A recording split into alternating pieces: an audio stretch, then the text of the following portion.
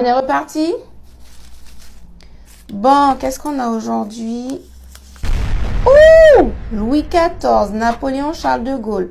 Non, là, c'est plus un briquet qu'il me faut, c'est un lance-flamme. On va carboniser tout ça. Générique.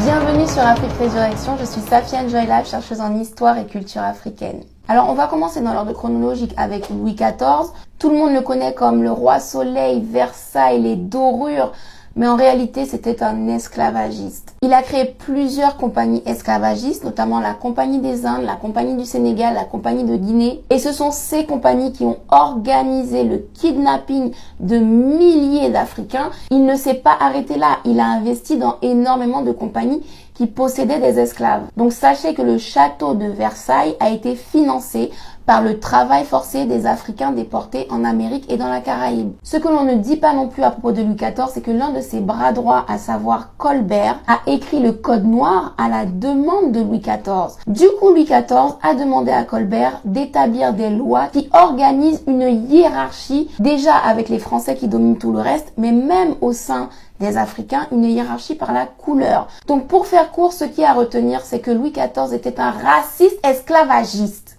On passe à Napoléon Bonaparte. C'est la seule et unique fois de l'histoire de l'humanité où un esclavage a été aboli puis rétabli. Et pour rétablir cet esclavage, Napoléon va utiliser une violence absolument inouïe. Il va envoyer le pire psychopathe de tous ses généraux, qui est connu pour être un tortionnaire sadique, le général Richepense. Et donc ce tueur en série va prendre un malin plaisir à massacrer les Haïtiens. Imaginez-vous que nos ancêtres qui ont résisté à ce rétablissement de l'esclavage pour conserver leur liberté, eh bien lorsqu'il les capturait, il les emmenait sur un bateau où dans les cales, il avait affamé des chiens pendant plusieurs jours. Il jetait nos pauvres ancêtres terrorisés dans ces cales et donc il se faisait déchiqueter vivant dans le noir. Quand bien même c'est Richepense qui a exécuté le sale boulot, Napoléon est le commanditaire et il était informé de tous les détails des tortures puisqu'il recevait des rapports. Je parle des Haïtiens, mais bien évidemment que les Guadeloupéens, les Guyanais ont été également torturés et massacrés sur la demande de Napoléon. Et comme si ce n'était pas suffisant, il va encore plus loin en promulguant des lois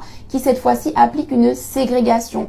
On parle tout le temps de l'apartheid en Afrique du Sud, la ségrégation aux États-Unis, mais c'est d'abord en France sous Napoléon que sont nées des lois de ségrégation. Il y a l'arrêté du 29 mai 1802 qui jette hors de Paris tous les militaires noirs ou métis. Napoléon va encore plus loin avec l'arrêté du 25 juin 1802 où là, carrément, il interdit l'accès à la France à tous les Noirs et les Métis. C'est pas fini. Avec l'arrêté du 8 janvier 1803, il interdit les mariages mixtes, c'est-à-dire entre une personne blanche et une personne noire. Et puis, je vais m'arrêter là parce qu'on va pas tous les faire. Il y a eu l'annulation de la libération des personnes qui ont été affranchies avant même la première abolition. Mais qui fait ça? Napoléon était un psychopathe. Définition de psychopathe: dénué d'empathie. C'est-à-dire que même s'il considérait les Africains comme des animaux, à un moment donné, t'as pas de la peine pour des animaux quand tu les vois souffrir?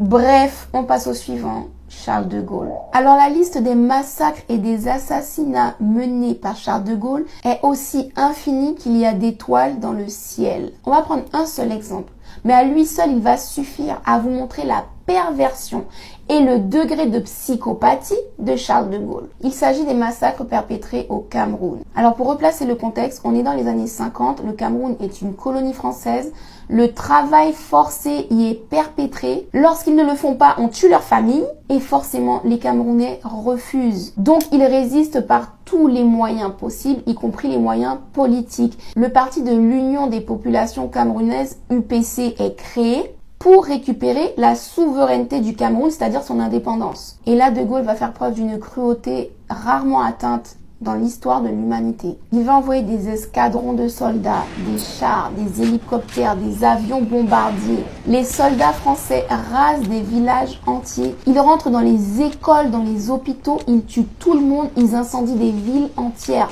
On parle de 156 villes rasées. Imaginez Toulouse, Bordeaux, Paris, Marseille, Nice, Toulon, Nantes, Le Mans, Rouen, Orléans, ça fait que 10. Imaginez les dégâts pour le pays si ces 10 villes-là étaient rasées. Maintenant, vous prenez le Cameroun et vous imaginez 156 villes rasées incendié, toute la population tuée jusqu'au dernier. Et on parle de civils non armés, on parle de femmes, notamment de femmes enceintes, on parle d'enfants, on parle de personnes âgées. Alors non seulement les soldats les ont tués sans scrupule, mais ils ont été jusqu'à décapiter des centaines de cadavres, mettre les têtes dans des camions, rapporter les têtes dans d'autres villages pour semer la terreur.